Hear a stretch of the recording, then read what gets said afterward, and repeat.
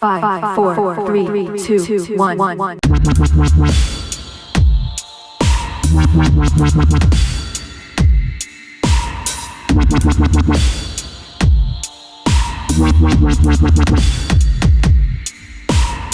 What's up everybody, Primorditek Gaming here, and today I bring to you a video review of Call of Duty World War II Campaign Mode. This was a game that I thoroughly enjoyed, and I'm going to go ahead and cover several different aspects of this game. Now this game is not without its issues. I did notice right off the bat that there was a terrible audio stuttering issue that I just couldn't find a workaround for at the time. All the voices were sounding robotic or popping, crackling. It was basically unplayable with that audio setting. And the only way I could get around this was to actually plug headphones into my onboard audio, which it wasn't the ideal solution for me. So after digging around a little bit, I was able to get a third-party ASIO driver to use with my USB audio interface. And using that, I was able to lower my sample rate and my bit depth and increase my buffer size, and I was able to get around the issue completely. Just for your reference, you will be needing to play this game at 44.1 kilohertz sample rate with 16-bit depth, and it's best to increase your buffer size to 512 kilobytes. Unfortunately, until they actually fix this issue, if you're using a studio quality audio interface like I am, you just might have to follow the same steps that I did. Now this game features several different types of combat. There's combat on foot, there's tank combat, there's chasings on jeeps, and there's aerial combat in airplanes. All of these different types of combat were very fun, and I had a blast. So without further ado, let's go ahead and dive right in.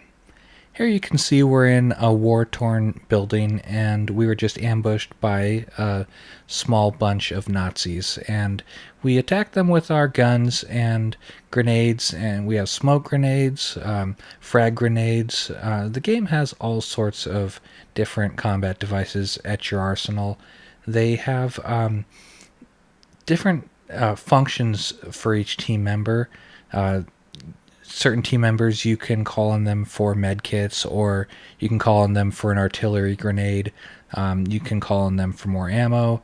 The only complaint I have with that is the default button for calling on your teammates is N, and N is kind of a reach for me when I'm playing my games. So it wasn't a big enough deal to where I actually remapped my controls. It was just kind of a minor annoyance. So let's move on to tank combat.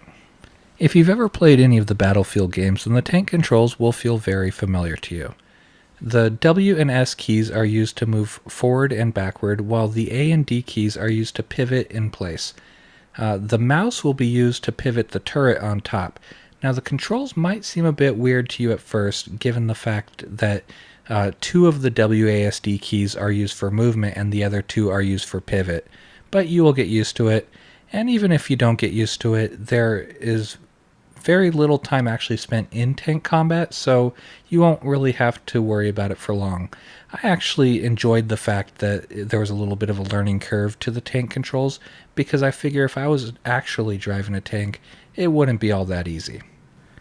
Now, I have to say there's nothing quite as satisfying as taking a Sherman tank cannon and pointing it at a group of Nazis and just blasting their Nazi asses straight to hell. The graphics in this game are quite impressive. Several times throughout my gameplay I had to stop and just kind of look at things because they looked so good. The particle effects are good, the detail is good, everything has this gritty kind of a look to it that I would expect from a World War II video game. Everything just looked stellar. Now, in my experience, the performance of this game is quite remarkable as well. I was playing at 4K resolution, max settings, and my frame rate did not dip below 60 frames per second at any point during my game. I'm playing on a Ryzen 1600X with a GTX 1080 Ti and 32 gigabytes of RAM. Some of the earlier reviews of this game mentioned performance issues, particularly on the PC. However, I didn't notice any of these issues. The game just ran remarkably well for me from start to finish.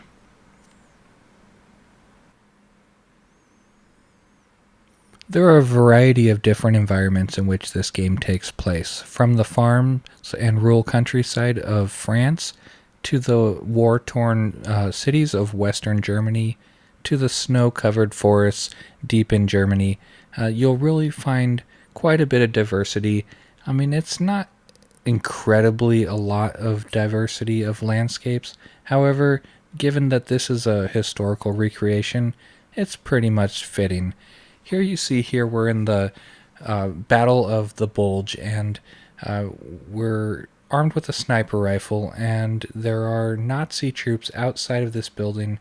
So what we have to do here is we have to get the radio out from underneath the pallet, or whatever that is, and while our teammate is working on repairing the radio, we are sniping the Nazis from inside the barn or whatever this is. And the sniper combat is extremely satisfying in this game.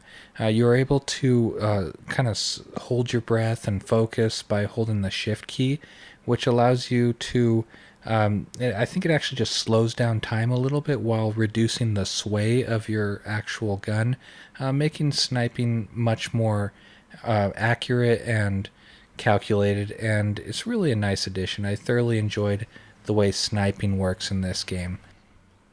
The way you heal in this game is through med kits, and the game does throw a sufficient amount of them at you, either by picking them up in a level or being given them by your team medic. I never really came across a part in the game where I felt like I had to scrape by with the amount of health items I was given. The game does offer a level that features a bit of espionage, in which you have to pose as a Nazi officer named Fraulein Schneider, who is supposedly a combat specialist, and you have to sneak into a Nazi garrison in order to exchange a briefcase with one of the high-ranking officers in the Nazi military. This part requires you to remember different aspects of your cover story, just in case you are asked them when you get inside. And you can review the cover story by opening up your little booklet that has your identification papers. And basically you'll have to remember your name, the reason for your visit, the person you're there to see, and where you're from. Basically, at any point you may be stopped by one of the Nazi officers, and they'll ask you a question, and they'll review your papers, and you just have to make sure that you answer correctly, because if it doesn't match up, it'll arouse suspicion, and it's not a good day. Later on in the same level, it turns into a bit of a stealth level. There are actually a handful of maybe like 2 or 3 stealthy bits in the game, and I'm not particularly a big fan of stealthy bits, but I thought it was good in this case simply because of the fact that they were not very long, and they did kind of add to the immersion of the experience. The way stealth works in this game is you'll be crouching and sneaking by, and if a Nazi starts to become aware of your presence, there'll be a cross indicator above their head, and as they start to become more and more aware of your presence, a red meter will start to fill up in that cross, and if it gets all the way to the top, then they are fully aware of your presence, and then it's not a good day. You will be shot at. It will be basically difficult to get out of, because those levels don't put you with proper firepower for getting out of a situation like that. And some of those levels, being that they are required for to be played as a stealthy kind of approach, you will instantly fail the level or get captured if you happen to get caught by the guards. There is a part of the game that involves aerial combat where you fly around inside of fighter jet, and you're dogfighting with other fighter jets. There are Nazi fighter jets you're fighting against, and you're also fighting alongside the British and other American fighter jets during this time.